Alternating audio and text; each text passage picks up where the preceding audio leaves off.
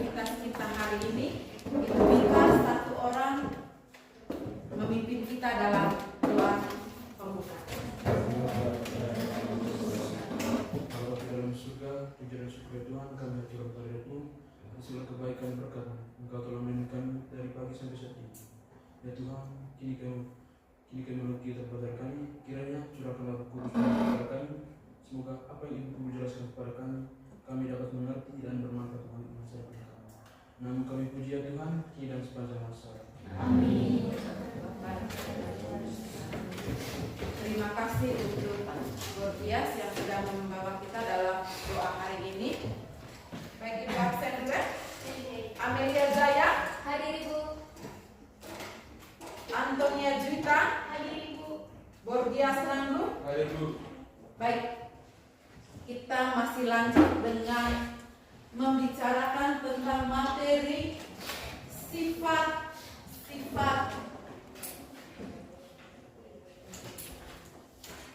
gereja. Kalau kemarin kita berbicara tentang gereja yang satu, kudus, Katolik, dan hari ini kita akan berbicara tentang gereja yang apostolik. Sebelum Ibu melangkah ke materi tentang sifat-sifat gereja yang apostolik, Ibu mau tanya dulu, apa yang dimaksudkan dengan kerasulan? Ada yang bisa jawab? Kerasulan adalah orang-orang yang mewartakan Injil dalam gereja Katolik. Orang-orang yang mewartakan Injil dalam gereja Katolik. Ada lagi? Saya. Angelina? Kerasulan adalah orang yang mengabdikan diri untuk menyebarkan agama. Angelina bilang kerasulan itu adalah orang-orang yang menyebarkan agama. Kira-kira kegiatan apa sajakah yang dilakukan sebagai bentuk dari kerasulan itu? Tania? Misalnya itu Ibu, lektor dan lektris. Lagi? Saya Bu. Ira? Menjadi anggota KOR Ibu. Menjadi anggota KOR. Menjadi anggota KOR. Menjadi anggota Misdinar. Misdinar. Bentuk-bentuk kegiatan kerasulan sebagai bagian dalam kita mewartakan kabar gembira dalam ajaran-ajaran agama Katolik. Anak-anak, hari ini kita akan berbicara tentang gereja yang apostolik. Dalam gereja yang apostolik ini nanti kita akan berbicara tentang bagaimana atau siapakah yang menyebarkan ajaran agama Katolik dari awal, lalu bagaimana kita terlibat dalam mewartakan ajaran-ajaran itu sendiri dalam gereja yang apostolik ini. Dalam materi gereja yang apostolik ini tentunya kita memiliki tujuan pembelajaran. Yang pertama adalah peserta didik mampu memahami sifat-sifat gereja yang apostolik. Yang kedua adalah peserta didik dapat mewujudkan sifat gereja yang apostolik dalam hidupnya sehari-hari. Dan yang ketiga, sebentar kita akan membuat proyek dari tujuan pembelajaran ini, yaitu peserta didik mampu membuat proposal kegiatan kerohanian di sekolah agar dapat mendalami keapostolikan gereja itu. Dalam pembelajaran hari ini kita akan menggunakan metode pembelajaran PJBL, Project Based Learning. Dalam proses PJBL ini nanti kita akan melewati 6 langkah pembelajaran. Yang pertama adalah Ibu akan menentukan pertanyaan mendasar tentang kegiatan yang akan kita lakukan. Lalu yang kedua adalah mendesain proyek sebentar. Lalu yang ketiga adalah menyusun jadwal dari proyek itu sendiri. Lalu yang keempat adalah memonitoring. Ibu akan jalan ke setiap kelompok sebentar, karena sebentar kita akan bagi dalam kelompok. Bahkan jalan memonitoring kegiatan yang akan kamu lakukan. Bagaimana juga keaktifan kalian, Lalu yang kelima nanti setelah buat proyek nanti kita akan menguji, menguji hasil setiap kelompok nanti dipresentasikan di depan kelas. Dan yang keenam nanti kita akan melakukan evaluasi. Kata apostolik. Apostolik berasal dari bahasa apa? Yunani. Berasal dari bahasa Yunani. Yang artinya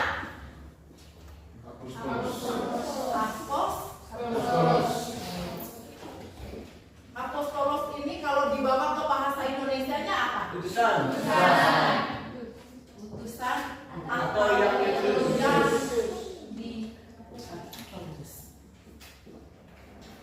utusan atau yang diutus ini kira-kira mau sebut siapa? Tidak umat. Kita umat Katolik adalah umat Katolik.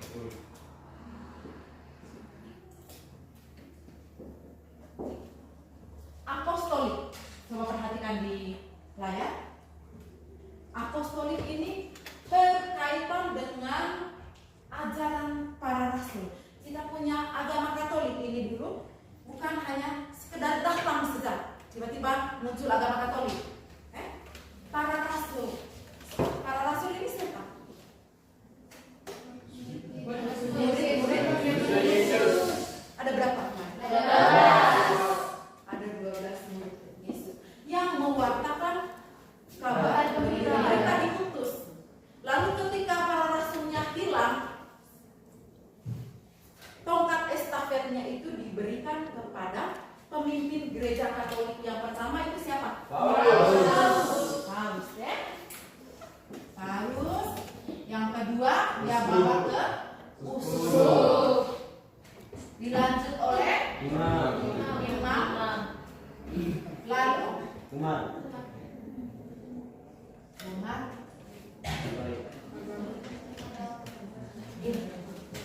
kita sebentar mencari tahu apa-apa saja yang dibuat oleh umat Katolik. Baik, anak-anak, kita akan memulai dengan metode kita, yaitu berdiskusi dalam kelompok. Kita akan bagi dalam 4 kelompok, silakan ke kelompok permanen yang sudah ibu berikan. Berkaitan dengan gereja yang apostolik ini, beberapa tahun terakhir kita kekurangan rasul untuk mewartakan, dikarenakan generasi penerus lebih banyak melakukan kegiatan-kegiatan di luar gereja.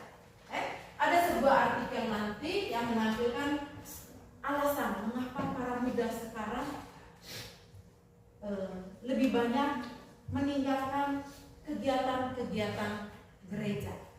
Nanti kamu diskusikan permasalahan itu, Ibu akan tampilkan di layar sebentar seperti apa kronologi dari permasalahan itu. Misalnya.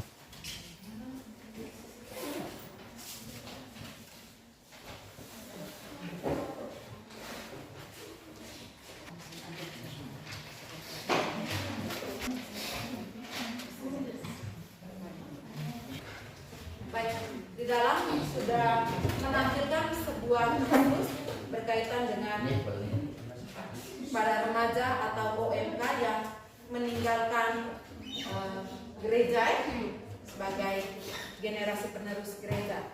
Setelah mendiskusikan tentang artikel tadi berkaitan dengan OMK yang sudah jarang atau bahkan keluar dari kegiatan-kegiatan gereja, kira-kira apa alasan? Silakan tanya. Berikut beberapa faktor yang menyebabkan anak muda sering meninggalkan gereja. Yang pertama, tidak adanya fasilitas yang mendukung perkembangan anak muda di gereja. Yang kedua, tidak ada kepercayaan akan peran anak muda dalam gereja. Yang ketiga, tidak dihargai perannya di gereja. Yang keempat, tidak adanya komunitas yang sesuai. Yang kelima, terkadang gereja membuka ruang, tetapi seakan-akan anak muda atau kaum remaja tidak mau atau tidak mampu dalam melakukan kegiatan dalam gereja, sehingga timbullah rasa malas atau bosan. Dan juga anak muda seringkali menyepelekan atau tidak peduli terhadap gereja. Dari Tania tadi dia mengatakan bahwa Tidak adanya yang pertama adalah tidak adanya fasilitas yang mendukung aktivitas orang muda Di gereja. Katolik di gereja. Yang kedua, tidak dihargai. Yang ketiga adalah orang muda itu tidak mendapatkan ruang atau tidak dianggap, sehingga banyak orang muda yang meninggalkan gereja. Mereka lebih sibuk ke aktivitas yang lainnya. Kira-kira upaya apa yang dapat dilakukan untuk meningkatkan keterlibatan orang muda Katolik dalam gereja? Baik, saya menjawab.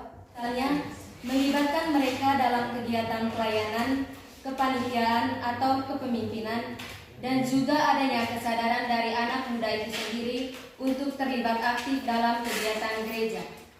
Mari kita berikan tepuk tangan untuk Jaya. Langkah yang paling tepat untuk gereja, agar gereja melibatkan anak muda, yaitu memberikan ruang untuk anak OMK terlibat aktif, baik dari segi pembangunan, perayaan, pemimpin doa, tetapi bukan doa Ekaristi doa ibadah diberikan kepada OMK supaya ada ruang, supaya diberi kesempatan untuk anak muda berkembang di dalam gereja. Mari kita buka kitab Matius bab 28, Matius 28 ayat 16 sampai dengan 20. Saya minta satu orang membaca kitab Matius. Silakan. Inilah Injil Yesus Kristus karangan Matius bab 28 ayat 16 sampai 20. Dan ke-11 murid itu berangkat ke Galilea, ke bukit yang telah ditunjukkan Yesus kepada mereka. Ketika melihat Dia, mereka menyembahnya, tetapi beberapa orang ragu-ragu. Dan ketahuilah, aku menyertai kamu senantiasa sampai kepada akhir zaman. Demikianlah sabda Tuhan. Terpujilah Kristus. Baik anak-anak, setelah kita membaca kitab Matius bab 28 ayat 16 sampai dengan 20 tadi, kira-kira apa pesan yang disampaikan dalam bacaan tersebut yang berkaitan dengan keapostolikan gereja? Silakan. Baik, bagi saya terkait dengan Injil Matius bab 28 ayat 16 sampai 20. Arti dari Injil tersebut bahwa kita diminta untuk mewartakan Injil Allah seluruh dunia. Baik, ada dua kata kunci dari pesan kitab Matius bab 28 ayat 16 sampai dengan 20. Yang pertama adalah mewartakan Injil Allah ke seluruh dunia. Yang kedua adalah setiap orang siapa saja dipanggil untuk menjadi murid Yesus, untuk mewartakan kerajaan Allah. Hari ini kita akan menyelesaikan proposalnya.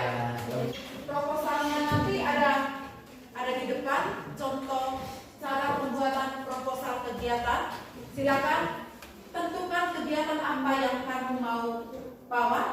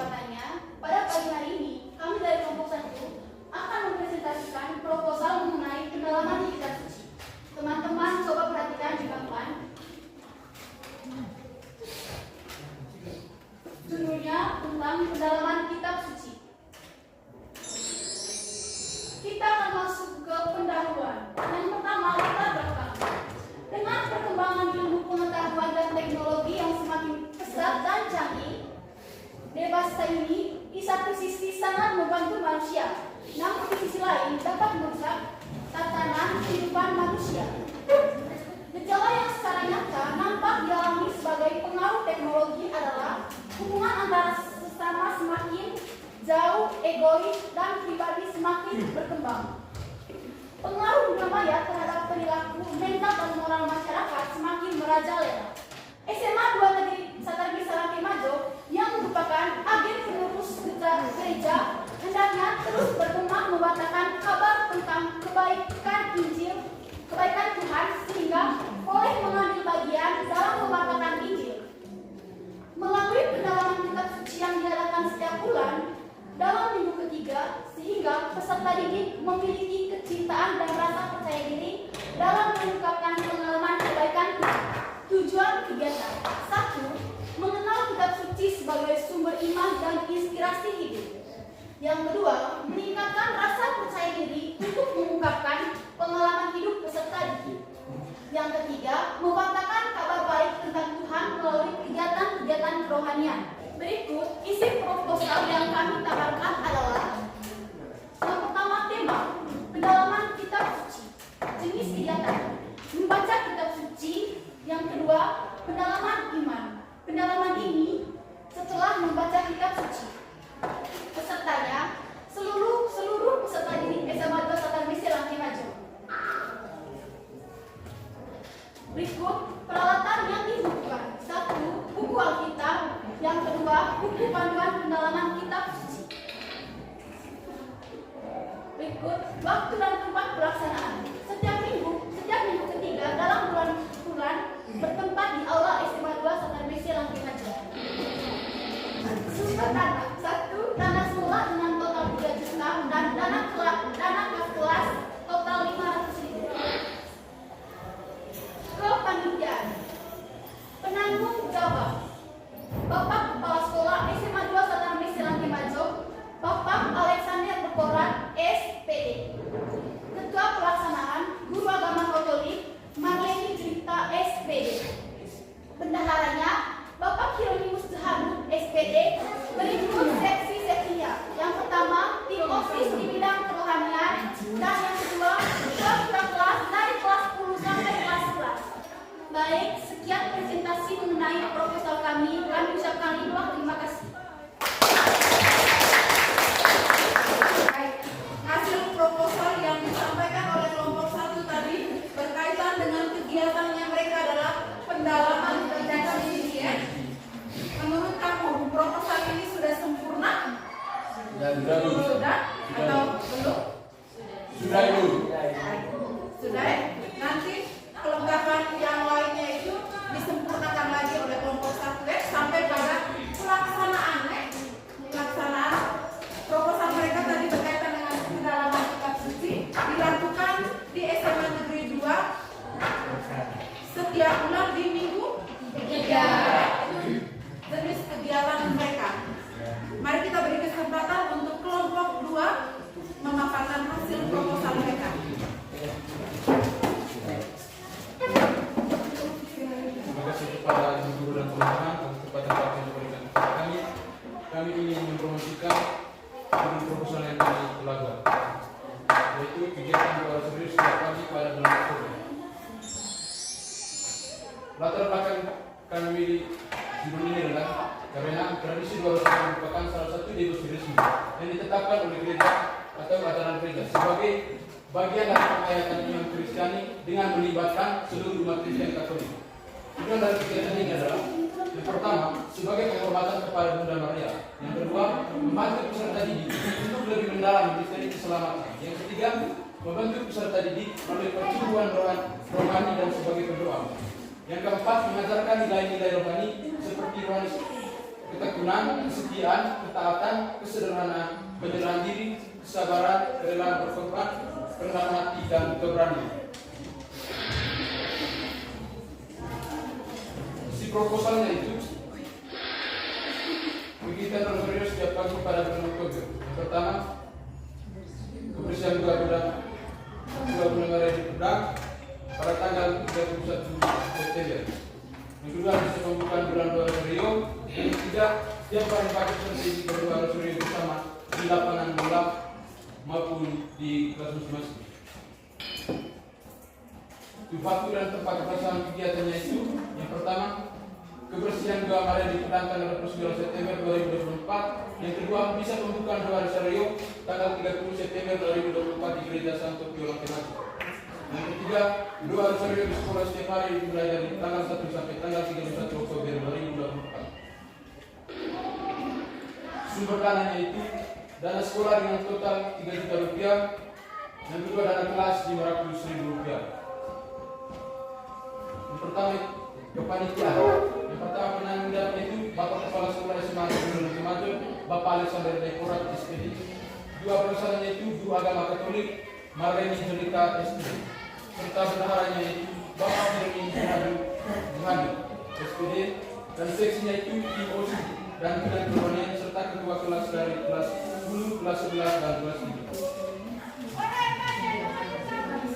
Sekian dan terima kasih atas perhatian yang kami ucapkan. Terima kasih.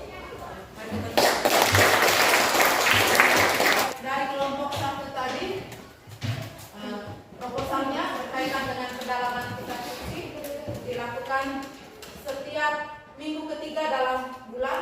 Kelompok 2 tadi berbicara tentang menyambut doa Rosario yang akan dilakukan oleh peserta didik mulai dari tanggal 29 sampai pada tanggal 31 Oktober menjemput bulan Rosario. Kelompok 3 tadi membentuk kelompok paduan suara rohani. Kelompok 4 berkaitan dengan kebersihan lingkungan paroki. Ibu harap nanti kegiatan ini benar-benar terlaksana, karena penilaiannya nanti akan Ibu lakukan mulai hari ini sampai pada pelaksanaan kegiatan yang kamu sudah katakan hari ini. Kesempurnaan proposal nanti kita akan ketemu terus setiap hari. Ketika ada kesulitan proposalnya sebelum ditandatangani oleh kepala sekolah, kita akan terus membenah proposal sederhana ini. Sekarang kita melakukan evaluasi dengan kuis. Silakan siapkan HP untuk kita bermain. Ibu menilai sejauh mana pemahaman kalian hari ini berkaitan dengan gereja yang apostolik.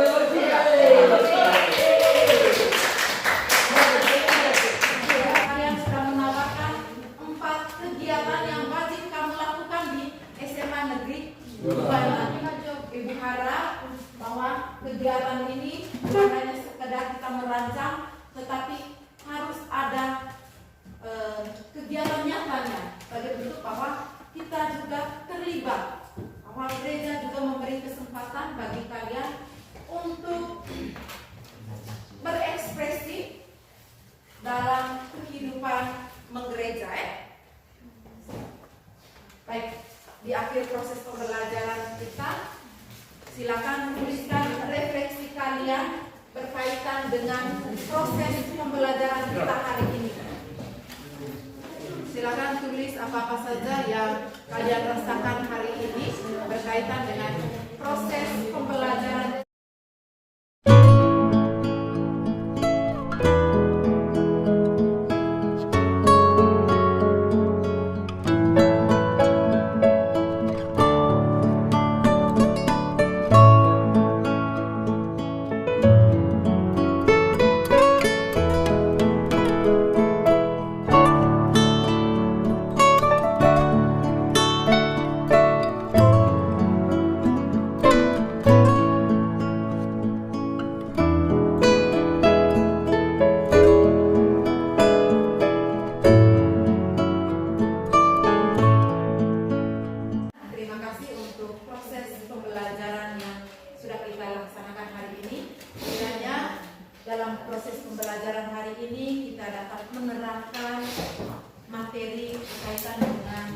gereja yang apostolik ya, melalui kegiatan-kegiatan yang akan kita lakukan di hari-hari yang akan datang.